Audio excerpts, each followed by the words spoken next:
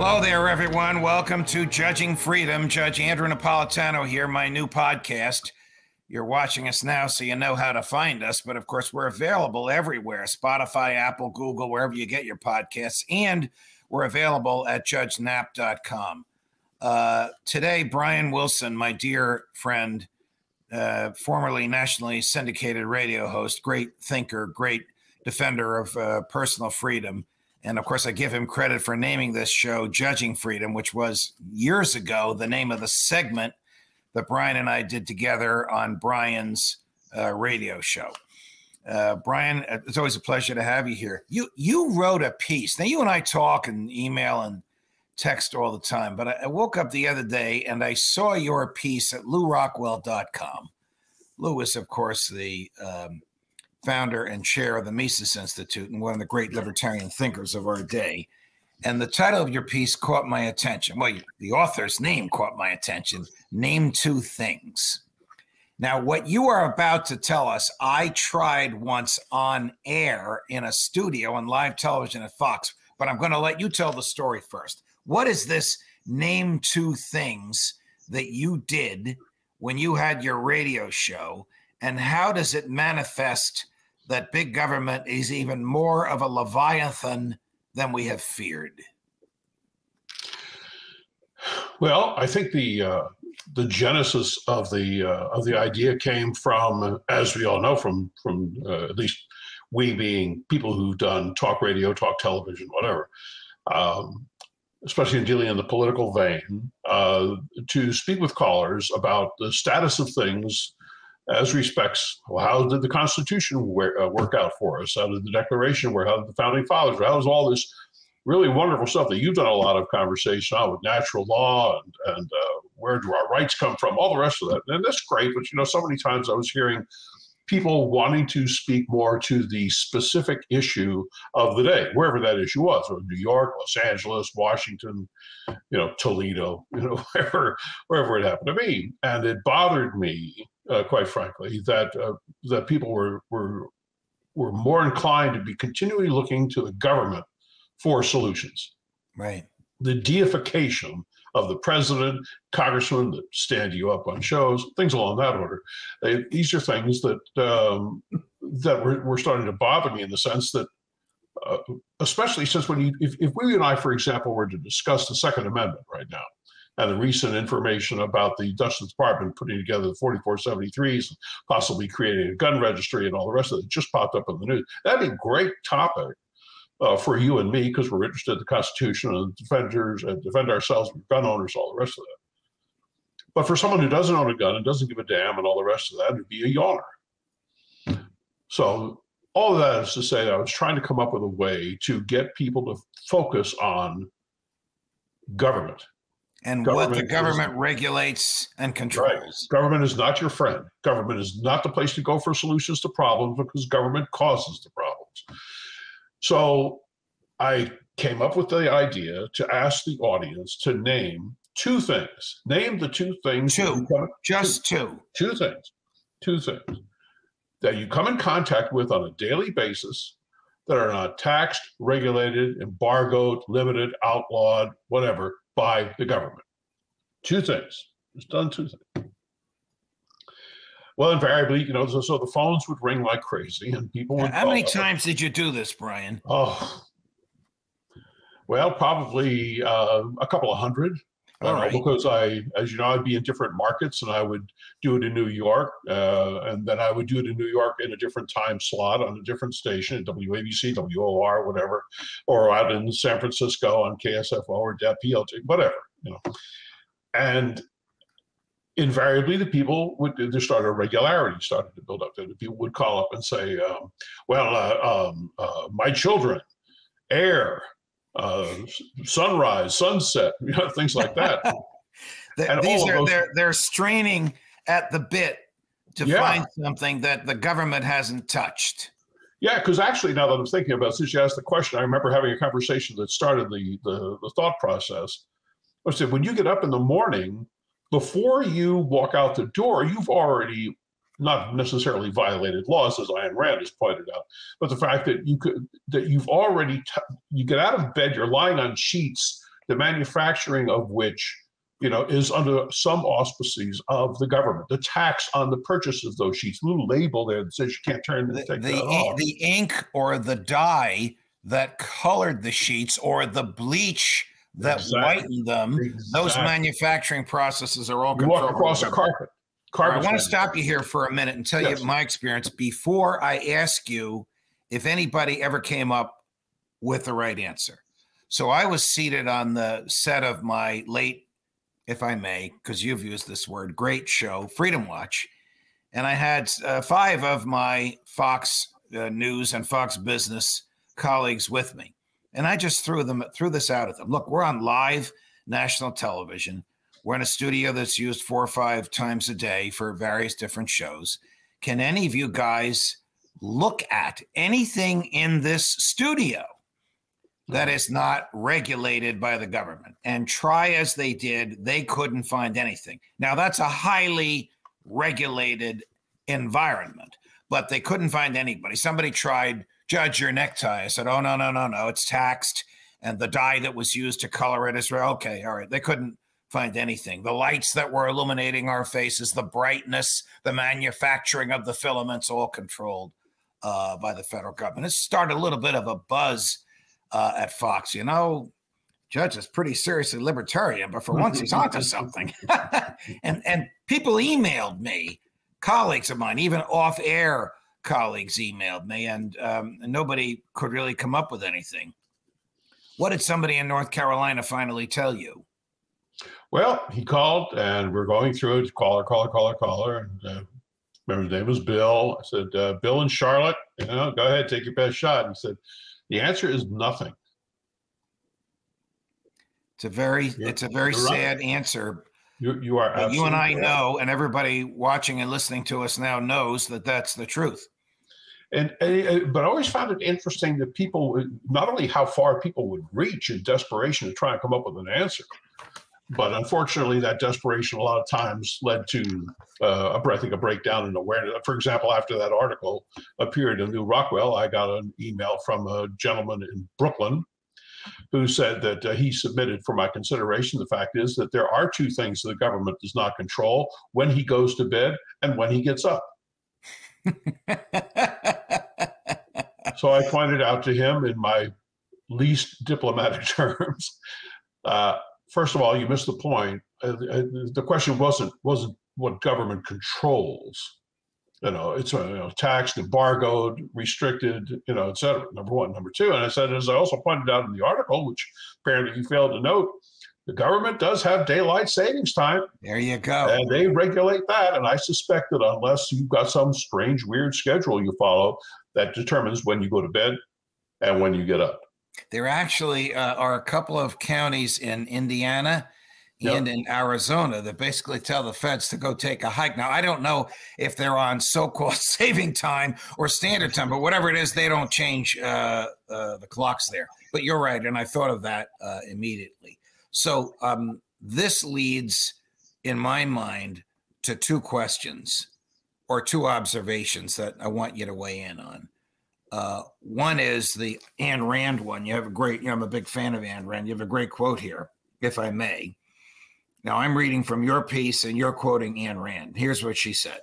The only power any government has is the power to crack down on criminals.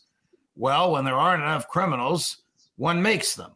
One declares so many things to be a crime that it becomes impossible for me to live without breaking laws. Now, she said that in 1956. Here we are in 2021. Brian, we have 4,400 federal statutes. It's nearly impossible to read all of them. It's nearly impossible even for a lawyer and a judge to understand all of them. We had fewer when she wrote that. So this leads to my question. Why do we tolerate all this? Are we a nation of sheep? Has it happened so slowly and incrementally that we didn't realize it? Is this the government that Jefferson and Madison gave us? Well, I got to tell you, Judge, it's a question that I've been spending quite a bit of time with, on just exactly how this goes about. I think we talked last time about the a piece that I wrote a long time ago about contagious apathy and aggressive ignorance and narcissism and so on. All these things that have stultified, limited, stunted, whatever you want to call it, these kind of self-imposed lobotomies that people have had. So as long as they've got the bread and circuses of football and concerts and things along that order, the reality of how hot that water is getting in the pot that's boiling, the frog, if you don't mind the mixing of the analogy metaphors there, right, that's what's giving to it, and I think that was part of the point. Getting back to the point of the game was to try and raise the awareness level, not just of the intrusiveness of the power and the creeping tentacles and growth of government,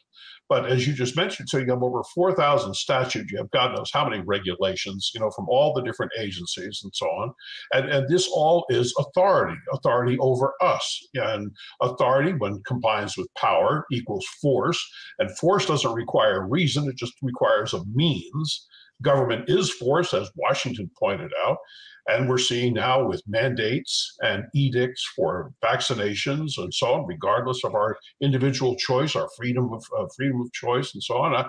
It just doesn't seem to. I don't understand. I don't know why you had Brian, of the hundreds. Your policy yesterday. Your article yesterday, or today rather. I'm sorry, your article today, Rockwell. You end with that question: How long are we going to tolerate this? Why do we tolerate this? Right.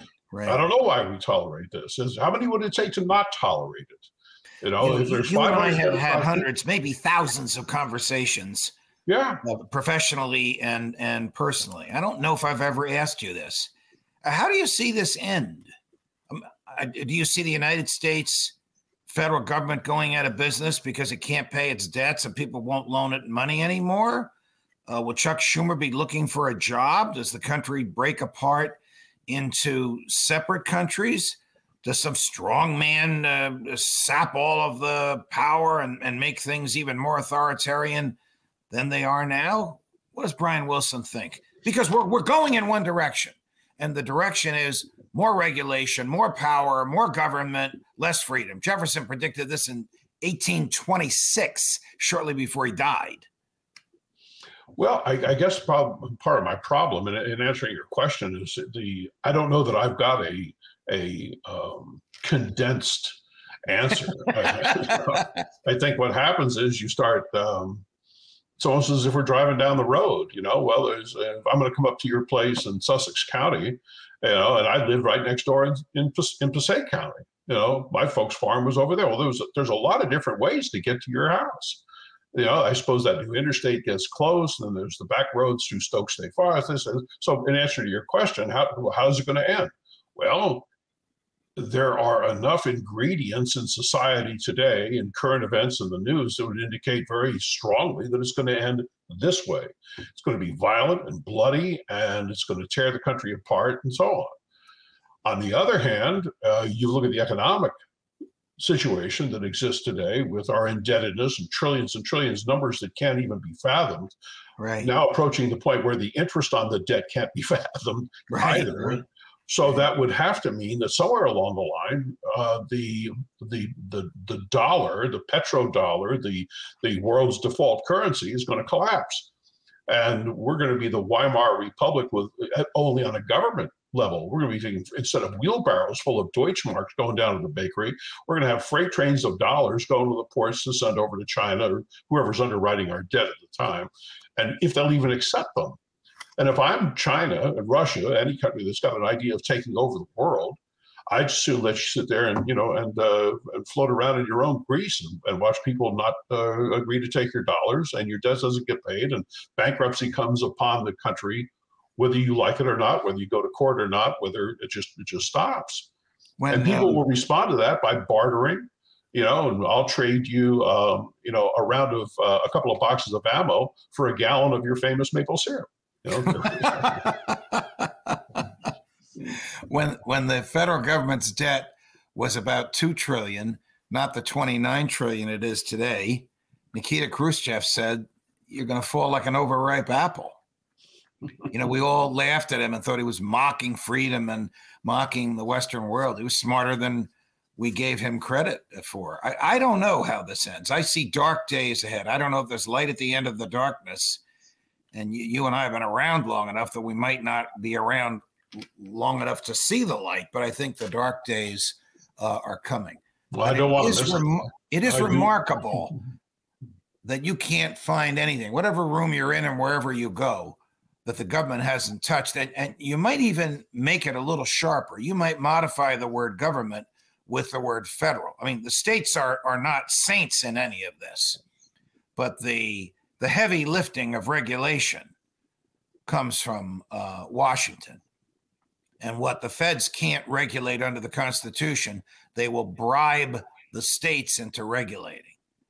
Oh, you want money to repave Route 80, going from the George Washington Bridge to the out to San Francisco? We'll give money to all those states, but they got to lower their speed limits and they got to lower the minimum alcohol level before the DWI prosecutions kick in. And the court said, you want the money, you take the strings. The feds never give money without strings. And the strings is always something that they can't independently regulate. So they have to buy the regulation. Another way of saying this is bribe the states to regulate. So if Brian Wilson went to the legislature of Georgia, or I went to the legislature of New Jersey and said, here's $100 million if you enact certain legislation, we'd be arrested for bribery or attempted bribery. Not when you're the Congress.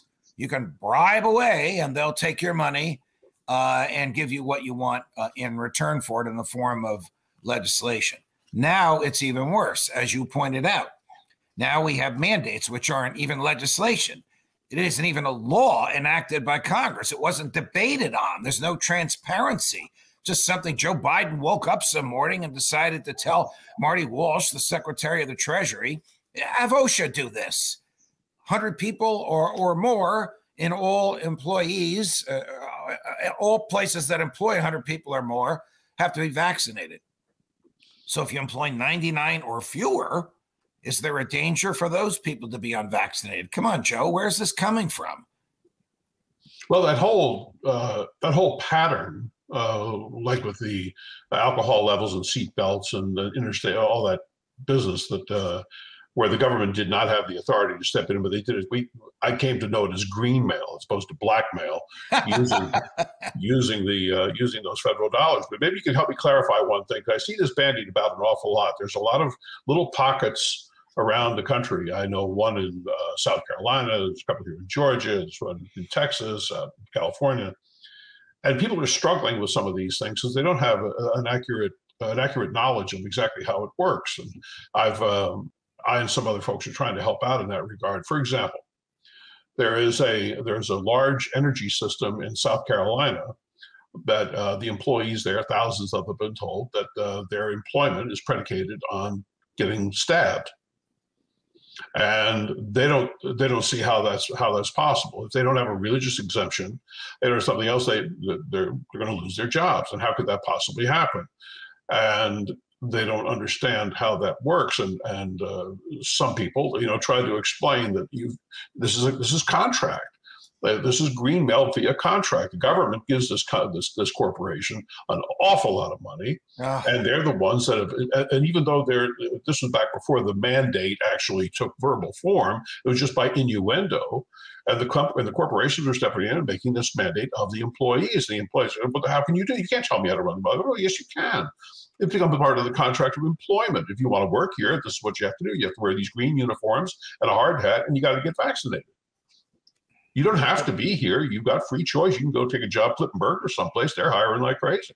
But when the government, I was on a plane the other day and I saw somebody yanked off, appeared to be a professional woman. She showed everybody her vaccine card. She had 3 vaccines. She didn't want to wear a mask. It wasn't violent. She left with them. And I thought, okay, her seat is empty. The airline's returning her fare. So the airline is losing money. The airline doesn't want to take her off. The airline is just doing what the federal government is telling them to do. So we, for 100 years, have had in society a federal government that doesn't have the resources to enforce its laws. It forces the states to help enforce federal laws. Now it's conscripting private industry to enforce its own mandates, like these workers at this power plant in South Carolina and the employees of this airline. I don't want to mention the name, but it's a big national American airline based in America, that the feds are forcing them to enforce their own, not legislation, because Congress has never authorized this and Congress never will, which is why Joe Biden wouldn't ask them to do it. He wouldn't get the votes in either house, enough votes to do the government's bidding. In my opinion, profoundly unconstitutional, because the Supreme Court has ruled countless times, and most state Supreme Courts have ruled, a sick person can refuse life-saving medication. Certainly, a healthy person can refuse medication. Supreme Court has also ruled you decide, not the government, what goes into your body. You don't want your kids to be smallpox vaccinated? Fine. They're not going to come and force vaccinate them. They may not let them in the school, but they're not going to force vaccinate them. You can't do this to an adult. You can't do it to a child. Now, when I say that, people watch it, like the folks watching and listening to us now, take great solace in that. But they are also filled with a lot of fear that they might actually lose their jobs or suffer because of the primacy of their well-formed consciences. Well, therein lies another aspect of the problem. It's the old cliche, well, the operation was a success, but the patient died. Right. So you've got the courts and the courts and the courts and the edicts and the precedents and all the rest, but the courts can't enforce the law. They can only make the judgment. And Biden's doing that right now, for example, with the Supreme Court telling him about the immigration situation down in Mexico. And Biden's saying, oh, gotcha, and keeps right on doing it. And that brings me to a consideration of it was John Adams, I believe, who said that our Constitution is made for a moral and righteous people. Well, if we're fresh out of moral and righteous people, and you sure as hell going to have a hard time finding them in the swamp in Washington or in government, period, then being up on the Constitution and all that it promises and guarantees and stipulates and restricts and all the rest of it really isn't worth the parchment it's written on, unless there are individuals in the three branches of government that it created to sit there and going to do the legislation, going to enforce the legislation and do what has to be done. Well, if nobody's doing it, Supreme Court's throwing up their hands, the legislature's going to sleep, the president doesn't give a damn. What do we got? Brian, I couldn't have said it better. We're going to end with that. It's always a pleasure, my dear friend.